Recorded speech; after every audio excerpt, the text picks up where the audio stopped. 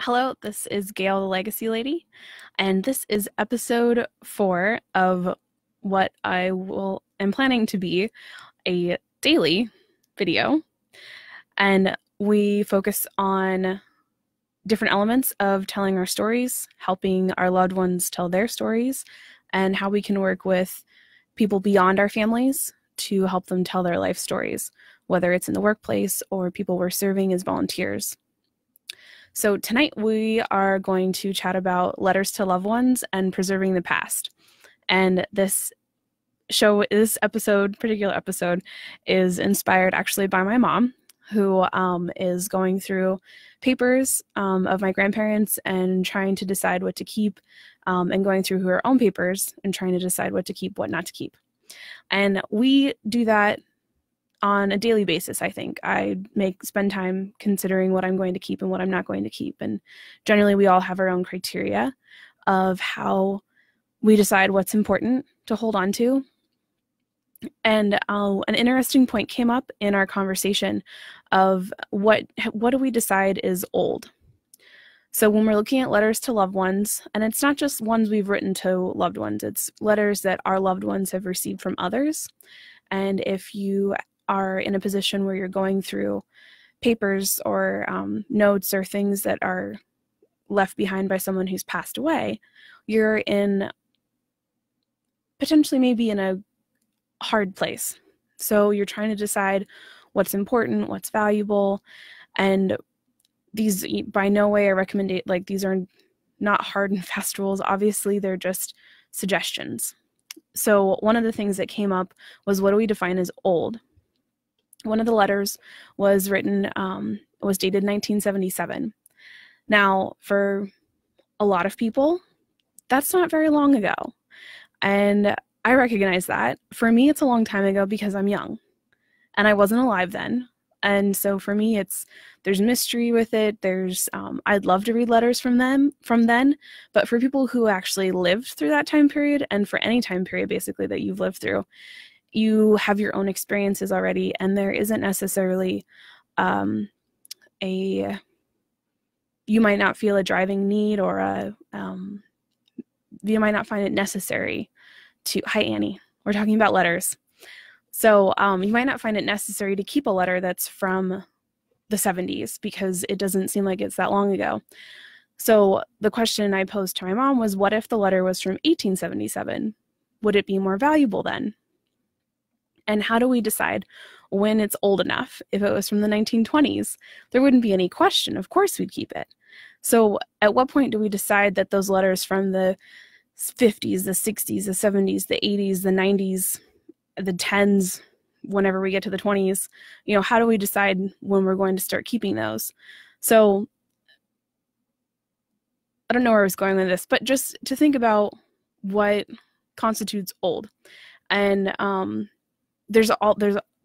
we have ways we can digitalize everything, but when you're looking at letters, when you're looking at papers, and you're thinking about what to destroy, what to get rid of, just remember that someday they're going to be someone's primary source in a book, in a research paper, in historical documents. Those letters that we get so excited about that were handwritten from someone in the 1800s or the early 1900s, someone in 50, 60, 70, 80, 100 years is going to be just as excited about a handwritten letter from 1977. And I think that is something that we need to consider when we're getting rid of things. And it's absolutely important to, if you are in the wanting to pare down, I totally get it. But just consider those things. So the other thing I talked about, we were talking about, how do we decide how letters are important, and how do we write a story around a letter that was written by someone we may not know. We don't know why our loved one kept the letter. And so then how do we find the story behind that letter? So a few of my suggestions that I came up with and that I have been thinking about and recommending is kind of like how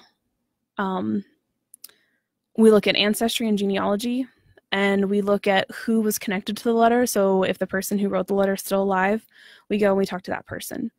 the person who the letter was written to, who it was intended for. If they're still alive, we talk with them. And then the next obvious step is to talk with family members of the people who were involved with the letter and anyone who was mentioned in the letter. And then I took it even a step further. So as we were talking about the letter, my mom was starting to think about what was she doing in 1977. And then she told me a story about that. And then she told me a story about what other members of her family were doing at that time. And for me, from a legacy standpoint and how I approach legacy recording, is that those are all stories that are connected to that moment in time. And those are all things we can write down. And those stories wouldn't come out except that we started talking about this one letter that was dated from 1977. So we got to have a whole conversation about things we wouldn't have talked about otherwise, except that we were talking about this letter. So it's just a different way of looking at the pieces that are in our lives and how we can have intentional conversations with people with things that we consider mundane or unimportant. Because there wasn't anything ridiculously crazy about the letter. There was nothing that stood out about it. I'm not going to give details of what the letter was, but some of the things I asked about was, well, why was the letter written? She read me some of the contents and I started asking questions. Well, how come that was happening? You know, these are things we can ask the person who it was written to about. Maybe that might jog their memory about why the letter was written and what was going on. So in your life, if you are looking at letters, if you're going to see a grandparent or you're going to see an aging parent, that would be, hi Mia, that would be an opportunity to have a different discussion than maybe what you would talk about before. So my whole goal, one of my goals, there's lots of goals with legacy, but one of my goals with legacy is that it inspires you to have different conversations, to have deeper conversations, and to deepen the connection with the person that you're sitting across from. And one of the ways we do that is bringing a piece of them, like a letter, and being able to have an intentional conversation about it. And then if you want to, if you're able, and if the other person wants to, write it down. So, and those resources to do all of those things are on my website. So anyways, so we talked about old letters. We talked about letters to loved ones and how we think about them and what do we consider to be old? How do we decide when we're getting rid of things? And so that all goes into preserving the past. So legacy recorder, just by virtue of the name, implies that we're preserving the past. And yes, we are totally preserving the past. We're also preserving the present. And for people who are experiencing dementia or Alzheimer's or another type of memory loss, their past might already be gone. And they might not be able to recall certain memories, certain things. And so it's important to remember that they're experiencing life right now in this moment, and that is still completely and totally relevant and important. And so finding ways to have intentional conversations about what's happening with them right now is as equally important as attempting or trying to or wanting to preserve their past. And that is a whole other conversation, but I just wanted to point that out. Okay, so questions for you. Not necessarily homework, but questions for you. First of all, when was the last time you actually wrote a handwritten letter? Do you like writing letters? And when was the last time you received a handwritten letter?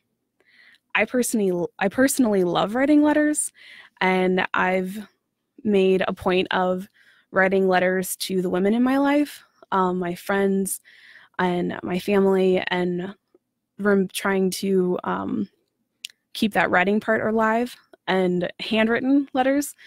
And I'm encouraging my children to write handwritten letters because I think it's important. And as my mom said over the phone when she was reading some of these letters, writing letters was an art form. It still is an art form. And it was a pastime. It was how people communicated. There weren't any text messages. They weren't emailing each other. They weren't, now we don't even talk on the phone. But They weren't watching videos, they weren't watching vlogs, they weren't reading blogs, they were reading letters, and they were writing letters. So all the time we spend on social media, all the time we spend interacting with each other digitally, they were interacting with each other via letters, which I think is really cool. So I tried to aspire to write fun, engaging letters that will make a person smile and hopefully not cry. So those are my questions. Hello, Bella. And we're talking about letters today. Hello. So yeah, I think I'm kind of at the end. We were talking about letters and old letters and how do we think about them and what constitutes as old. I was describing a letter from 1977 that my mother had come across, and we were trying to decide whether it should be kept or investigated a little bit, or if it should just go in the recycle pile.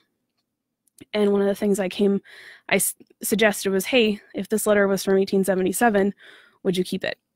So, and then the conversation went from there. So anyway, so in summary, I've summarized like twice. So yeah. All right. I'm going to cut myself off now. Anyways, so that is letters to loved ones and preserving the past. If you have any questions at all, feel free to put them in the comments. And I look forward to seeing you on the next episode with the Legacy Recorder. And if you are looking for more information about letters and preserving your past and preserving your loved one's past, you can go to www.thelegacyrecorder.com/tell their story. And I will see you later.